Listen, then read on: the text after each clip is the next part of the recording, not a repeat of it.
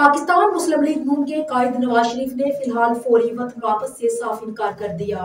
Party इसराई के मुताबिक Punjab assembly की तहलील और मुमकिन सूबाई इंतखाबात से कबल नवाज शरीफ की वतन वापसी की कियास और आइयां दम तोड़ गई। पार्टी की सीनियर क़यादत ने मौजूदा सियासी सूरत हाल में नवाज शरीफ की फौरी वतन वापसी की दरख्वास्त की थी, लेकिन नवाज शरीफ ने फिलहाल फौरी वतन वापसी से इनकार कर दिया।